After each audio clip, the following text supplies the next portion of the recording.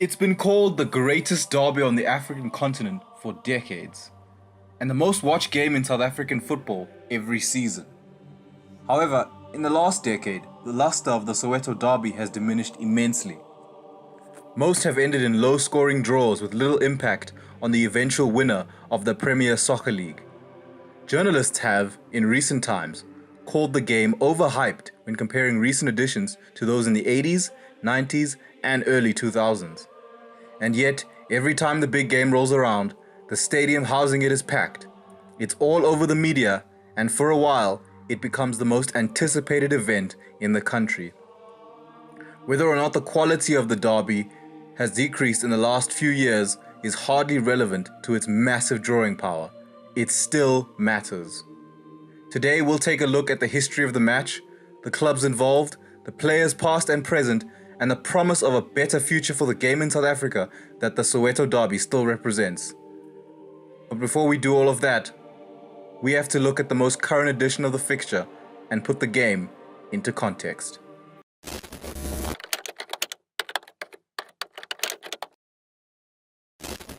It's not quite what we expected, but it is good. I'm telling you, this could really sell. I might actually get to see my kids again. Great, send it over. I'll read it right now. All right, I sent it, but just remember... To set my expectations sky high, way ahead of you. Is it worth all the hype? This is the question numerous football journalists posed to their readers and viewers just days before the March 3rd clash between the two Soweto giants. And, to be fair to the pundits, it's a question that has become more and more justified to ask. There are so many things that we as coaches can control in a game, but there are things that are beyond our control. These were the words of Orlando Pirates coach Milutin Micho Sredojevic a few days before the big game. Without a doubt, the most influential yet difficult to control factor of this match that has left many coaches of both teams scratching their heads over the years is pressure. On this day, during this game, there is so much hype, so much expectation from the fans around the country. The players can feel it, and it often seems to put the fear of God into them. Thus, the two sets of players settle for not losing, rather than trying to win. Before March 3rd's most recent edition, which we'll get to, both teams seemed so scared to lose that they weren't willing to take the necessary risks needed to claim victory.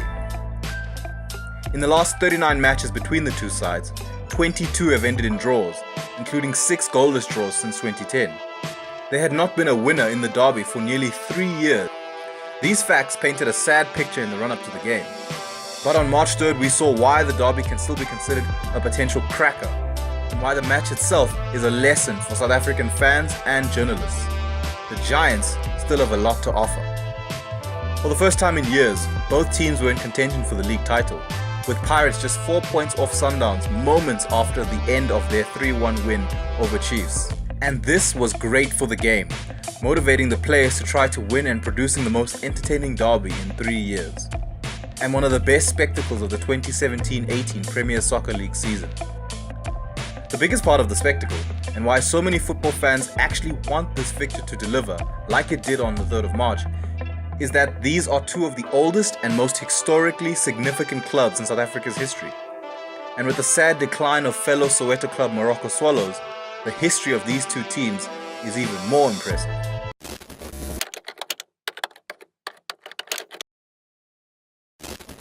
Hey, to new beginnings.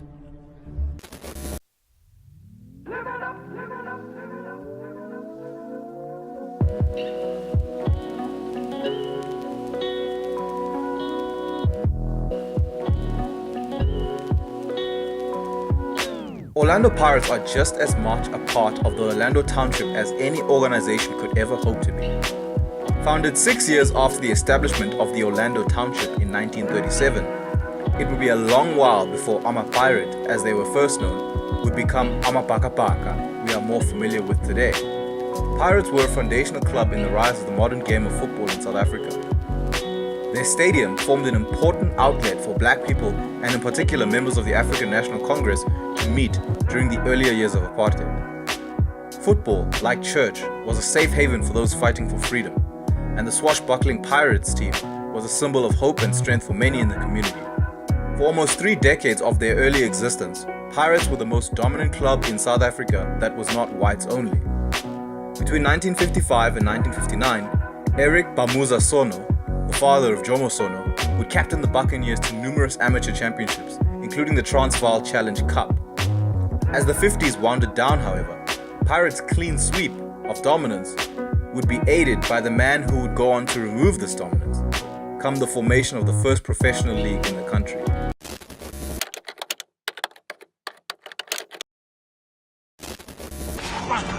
Brother, help me!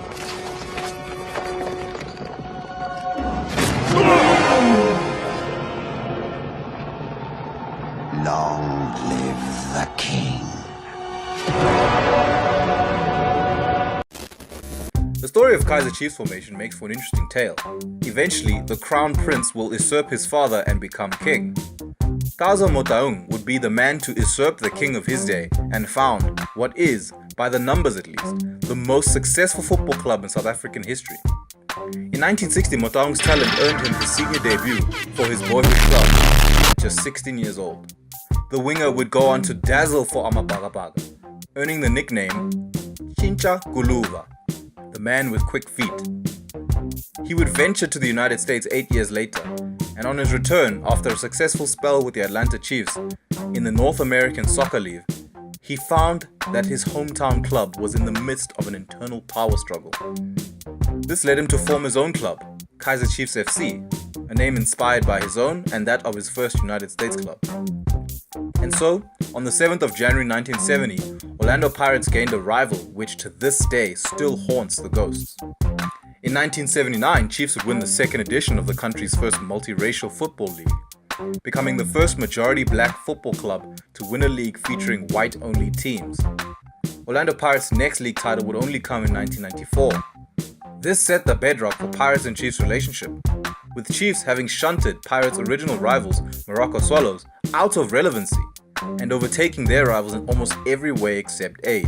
And Chiefs' success is owed to them by a slew of amazing South African talents who have graced this great derby and played for these two great clubs.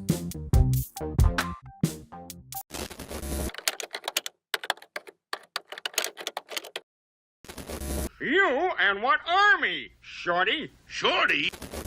The Derby has played host to some of the most prestigious, exciting and influential footballing talent South Africa have ever produced. Pretty much every true great of South African football in the last 50 years has played in this game or for one of the two clubs involved. The list is long and very impressive, with heroes of the old game such as Jomo Sono, who founded Jomo Cosmos FC, his father Eric Sono, Percy Malloy, who scored the very first Derby goal in 1970, and Nelson Teenage Jaja. The Derby has also featured several African Nations Cup winners, including former Bafana Bafana captain Lucas Radebe, a cult hero at Leeds United, Mark Fish, Dr. Kumalo, who holds the record for the most starts for Kaizer Chiefs, with 397 starts for the club, former Bafana Bafana captain Neil Tovey, and famed striker Sean Bartlett, among others. Both clubs have also had two of arguably the greatest players in South African football history, in Benny McCarthy, who is still the only South African to win the UEFA Champions League and currently holds the record for the most goals for Bafana Bafana, and Pule Ace Nzulungu, who is known as the first true giant of South African football. He played for 17 years at Chiefs between 1971 and 1988, mixed in with various spells in the North American Soccer League. And more recently, the Derby has borne witness to marquee names in the last decade of South African football, like Siphiwe Shabalala, who scored the first goal of Africa's first World Cup in 2010, Teko Modise, Andile Jali, Dane Plate, and Itumule Nkune, among others. Great players often don't come cheap to buy or produce, but for these two massive clubs, their brand size and exposure has allowed the money to continue to flow.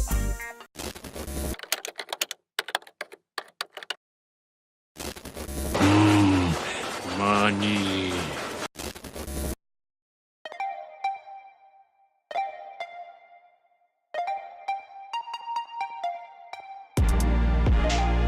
Under chairman Dr. Ivan Khoza and Kauza Motaung respectively, Pirates and Chiefs have become commercial juggernauts. Pirates fan base of around 50 million and Chiefs fan base of around 60 million South Africans means there is a lot of support both in the stands and the shops. Chiefs and Pirates jerseys are regularly the most well sold of any football teams during the course of a season, and this ubiquity in South African culture has allowed both clubs to secure lucrative sponsorships with major companies like Vodacom, Carling Black Label, Adidas, Nike, Acer, Toyota, Ford, Hollard, Caltex, MedShield, USN, Pro Tours, and Aquel, among others. Chiefs and Pirates are both the only South African teams to feature in the most popular football video game series in the world, EA Sports FIFA, due to their marketability and the marketability of the Soweto Derby itself. And all this means they are easily the biggest football club brands on the continent. These two brands also have trophy cabinets to match their commercial exposure.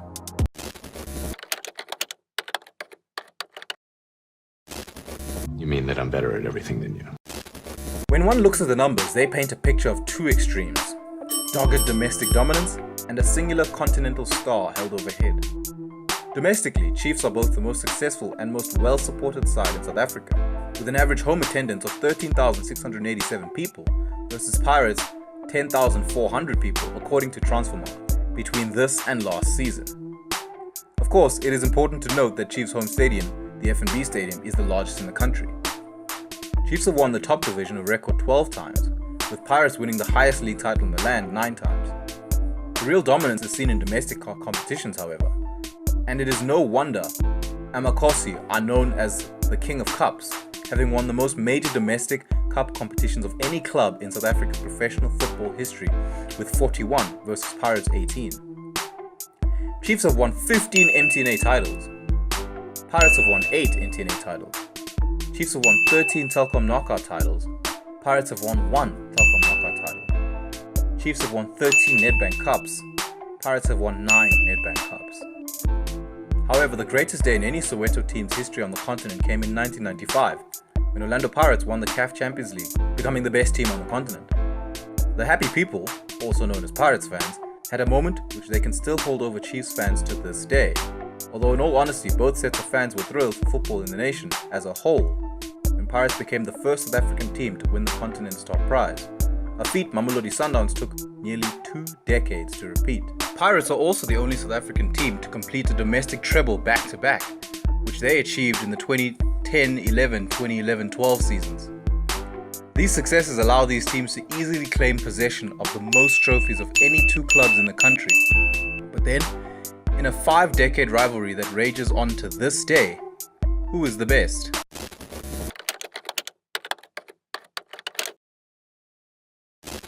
Really? What's the score?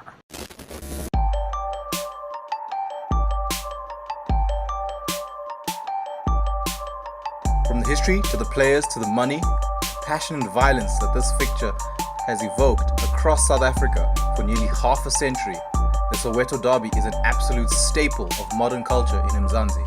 Almost more of a social event nowadays than a football match, the Derby regularly takes over the sports news cycle the week before it is played.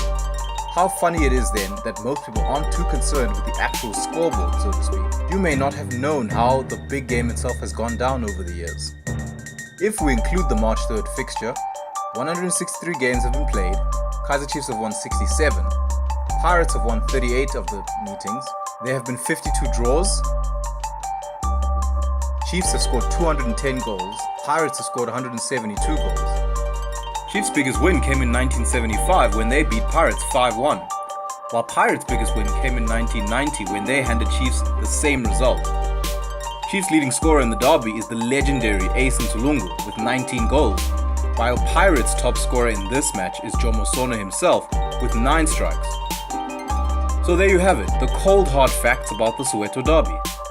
But really, what does that prove? Both sets of fans will lay claim to the fact that their team is better, regardless of what the numbers say, because that is what it means to support a football club. For the two biggest of the land, their impact as the faces of South African football is still immense.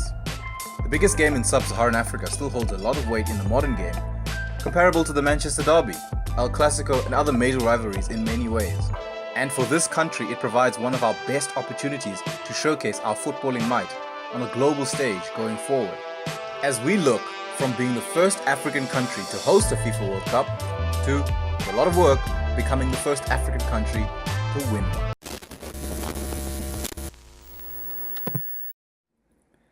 So guys, that is the end of today's doc, my very first one. The main goal of this and all my future videos going forward will be to breed a discussion. So go ahead and leave your comments on the content of the video, whether you agree with my synopsis of the importance of the Soweto Derby, and anything else you guys wish to discuss in the comments down below. I am Leoko K. You can reach me down in the comments. I will be reading them, or on Twitter. My handle is on screen, and in the description down below as well as a link to PayPal if you'd like to donate. Then I'd like to thank you all so much for watching. Go ahead and like and share this video with friends and family to get this doc out to more people, and subscribe to catch my next video, the details of which I will be posting on Twitter in the coming days. I have a funny feeling it'll involve some ganja. Hehehe.